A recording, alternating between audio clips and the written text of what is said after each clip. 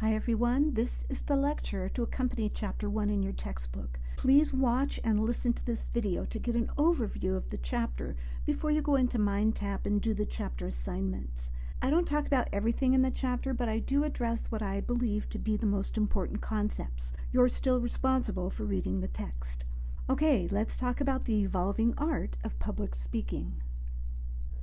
This is a required course for almost every college major, but many students are not necessarily thrilled to take this class. Lots of them might not even understand why they have to, but it is one of the most important classes you will ever take, no matter what you plan on doing with the rest of your life. If you want to be successful, you need to learn to communicate effectively with others and to minimize any fears you might have about doing that. So my job this semester is to help you learn to become an optimized speaker. What does that mean? First, public speaking is audience-centered. When you think about speaking in front of a group, your first thought might be how you feel about doing that, scared or apprehensive or maybe even excited. But it's really not about you, and it's not about your feelings. It's about giving the audience good information that's important to them. It's about making a personal connection to that audience, giving them meaningful and direct communication that's going to benefit them in some way. And they will respond more favorably to that information if you speak to them in a conversational manner rather than reading or preaching to them. An optimized speaker learns to speak for a defined length of time because a good public speaker understands that time is of the essence. And they also understand that the use of technology like PowerPoint slides and video can be very helpful to get the message across, but shouldn't be the focus of any presentation. Effective speakers are also keenly aware of the ways that today's technology impacts communication. We've certainly benefited in many ways from the rise of the internet. Many of you have probably never known life without it. We get most of our information about the world through mass media, social media, and shows that reflect popular culture. But even in my classes, there is something called a digital divide. If you're under a certain age, you've never known life without computers and the internet. If you're from an older generation or from a less educated or more rural area, you might be less comfortable with technology. I was what's called an early adapter of technology, so it's very natural for me to use it easily, but there are a lot of people who still aren't comfortable with it. It really is something that you need to be aware of. Another thing you need to understand, whether you're comfortable with it or not, is the challenge we all face in being able to determine if what we read or see on the internet can be trusted. What are truly reliable sources of information? What does the term fake mean? If you don't agree with it, does that make it fake? How can you trust sources you find in your research?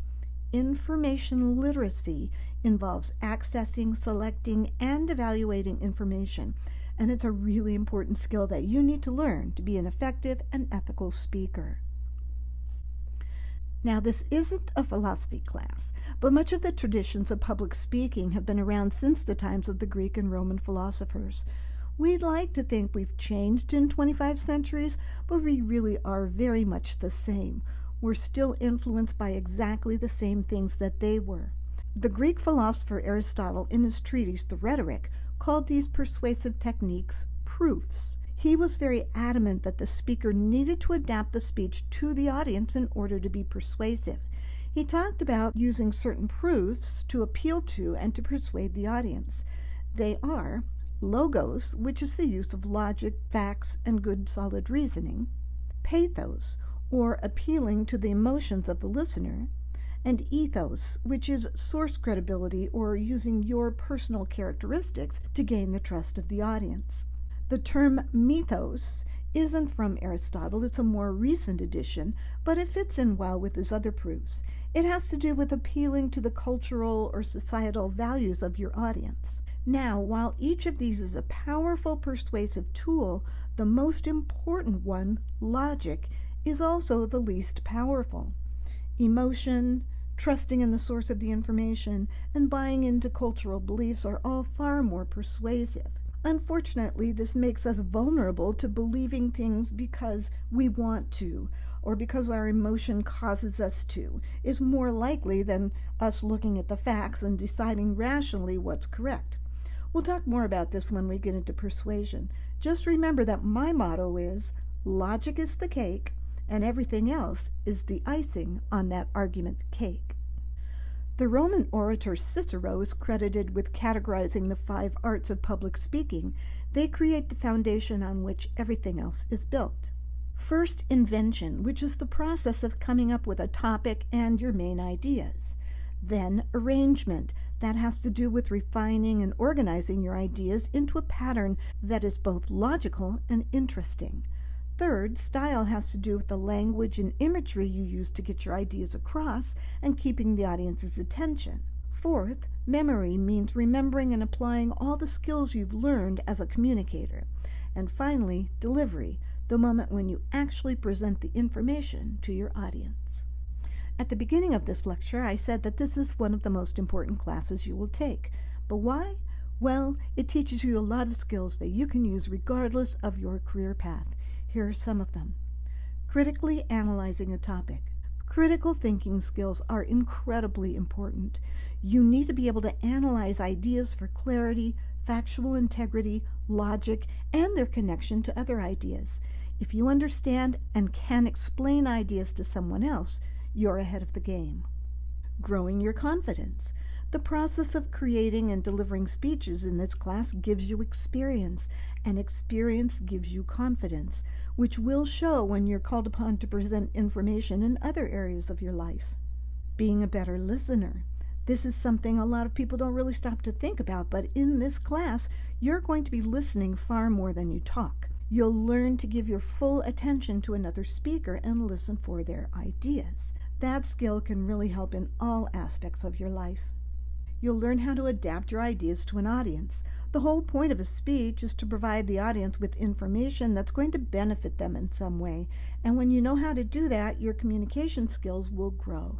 Building your credibility is important. If people don't see why they should listen to you, trust me, they're not going to listen to you. You need to figure out how to become someone believable and respectable to that audience. Finding and using reliable information is so important these days. You don't want to be the person passing along inaccurate, outdated, or just plain false information. Organizing your ideas is also very important. When you're tasked with explaining information to others, you can't afford to be vague or confusing. You don't want to talk in circles, and you don't want to forget something important and then have to go back and try to fit that information in. If you've carefully organized up front, that's not going to happen. And of course, having presence of mind when you're presenting that information will help you to do it effectively. Being in the moment, but also being prepared, will help you get your ideas across in the best possible way. Anytime we communicate with others, whether it's face-to-face or any other way, these elements are always present, so it's critical that you understand them and their place in the communication process, especially as they relate to audience-centered public speaking. First, the audience, which the textbook says is the most important element.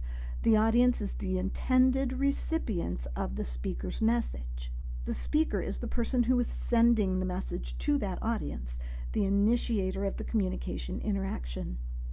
The message is the ideas that are sent through words and gestures to the audience, what the speaker is trying to get across. The channel is the means by which the speaker gets the message across. Now, this could be face-to-face, through a text, email, Skype, video, whatever. Those are all channels of communication. Noise is anything that gets in the way of the message, any kind of distraction. It could be physical, like an ambulance screaming by outside on the street, or someone coming in late and making a loud fuss as they try to find their seat. Or it could be physiological or mental, like if you're so sick or hungry that you just can't concentrate, or you just had a fight with your significant other and that's all you can think about and you're not paying attention to anything else. Feedback is the audience's response to the message they're hearing. So things like smiling, frowning, nodding, eye contact, raising an eyebrow, all those things would constitute feedback. Sometimes feedback is verbal, like if someone asks a question after your speech. The context is the situation in which the communication or speech takes place. Where is it happening? Why is it happening? Etc. And even the environment plays a part in the communication process. what's happening outside the immediate context that affects how the audience perceives the message. You need to recognize that all of these elements are in play all the time during a public speech. In summary, learning the skill and art of public speaking is essential to your success no matter what your career path is. The skills you learn here are transferable to all aspects of your life. I hope you've gained an understanding of the traditions of public speaking and of the elements of the communication process. Now you're ready to go to the Mind Tap Chapter 1 assignments.